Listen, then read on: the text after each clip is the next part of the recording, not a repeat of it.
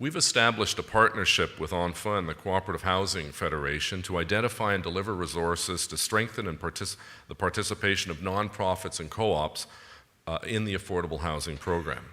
This partnership has helped us to spur development of 14 housing projects containing 395 units across Ontario.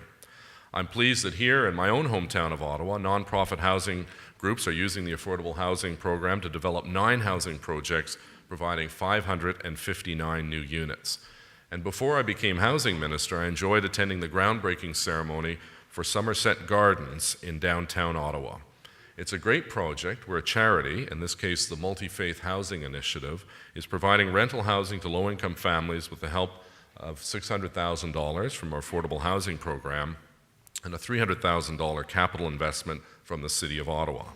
And now as minister, I'm gratified to see the completion of this wonderful project. Meanwhile, I look forward to the opening of the biggest project of all, a 163-unit project by Centretown Citizens Ottawa Corporation, CCOC, which is currently in the planning stage, and I'm pleased to learn that another 87 units are scheduled to be added in a subsequent phase. And it's not just about new construction. This year, we've continued to provide Ontario municipalities with $50 million per year under our Strong Communities Rent Supplement program. This program provides rent supplements for more than 6,600 units, including more than 1,300 supportive units for victims of domestic violence, persons with mental illnesses, and those with developmental disabilities and long-term care client groups. And in the past year, we provided $127 million to create or rehabilitate rental housing for low-income households through the Delivering Opportunities for Ontario Renters, the DOOR program. Here in Ottawa, for example, that funding translated into approximately $7.1 million. And in January of this year, we distributed the first $100 checks under the ROOF program, Rental Opportunities for Ontario Families Housing Allowance Program.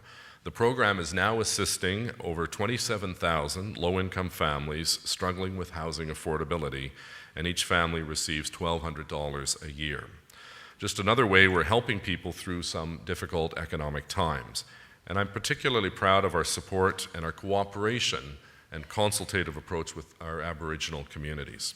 During the past year, we've held extensive consultations with Aboriginal groups on the most effective way to distribute $80 million in housing initiatives to benefit off-reserve Aboriginal households.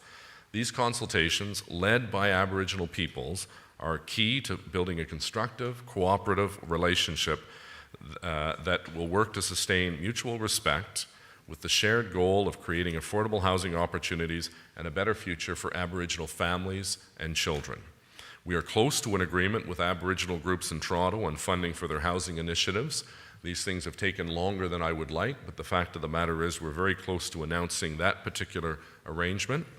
And I expect to reach a housing agreement that meets the needs of Aboriginal groups in the rest of Ontario in the very near future. This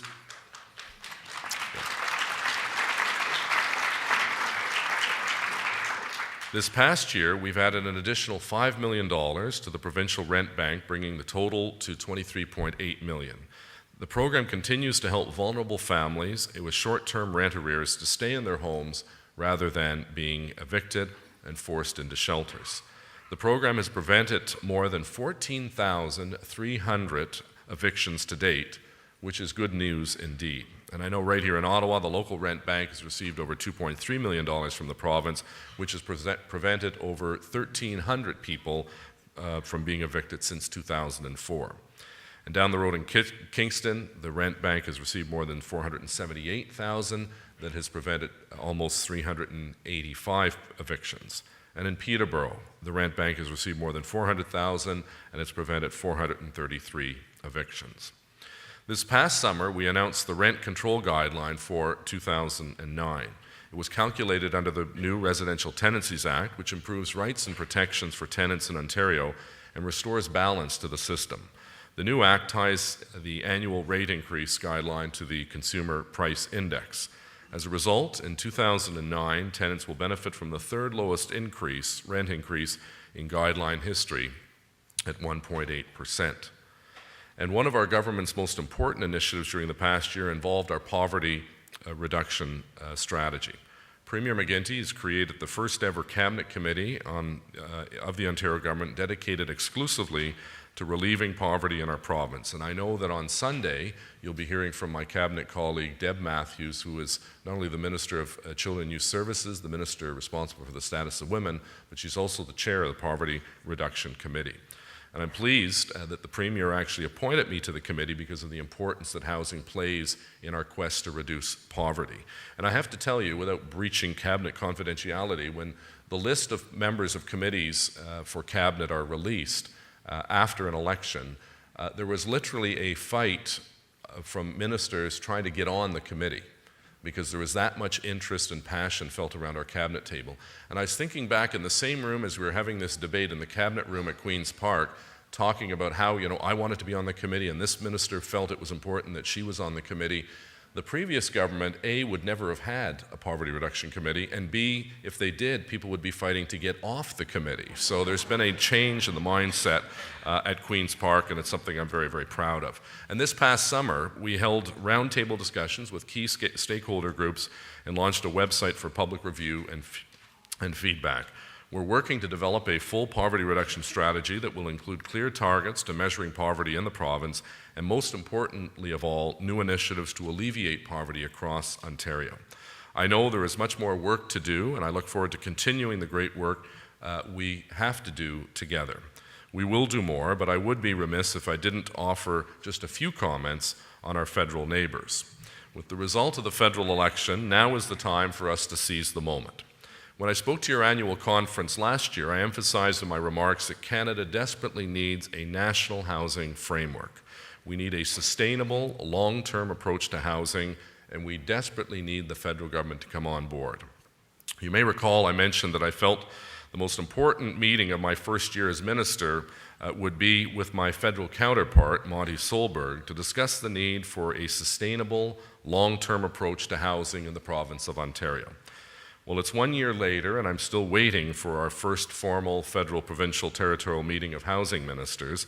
And in fact, I wrote to Minister Solberg months ago to raise a number of issues. Well, as you know, Minister Solberg did not run again in the last election, so there will be a new Minister of Housing. And it's very much my hope that we can, as provincial and territorial housing ministers, meet with the new minister as quickly as possible. In fact, the provincial and territorial housing ministers met in my riding here last week at a social housing community called Foster Farm on Ramsey Crescent. And it was a wonderful opportunity for us to hear from a wide range of stakeholders, individuals who have an interest in affordable housing. And very much the theme that was raised by my provincial and territorial counterparts, we need the federal government back at the table, not simply sitting there, but with their checkbook as well. And during the election, interestingly enough, Minister Solberg appeared in my riding out of the blue and announced that they were going to continue the funding of the homelessness initiative, the RAP funding, the affordable housing program, which was good news, except it was announced with political letterhead, and none of the officials seemed to know what was going on with the announcement, and it indicated in the press release it would be a 5-year extension of those programs. We thought, well, you know what, that's not a bad start, and at least we have some continuity for the next 5 years, and that's exactly what we'd been pushing for at the provincial and territorial level. Get that 5-year commitment on RAP, on homelessness, and on the affordable housing program.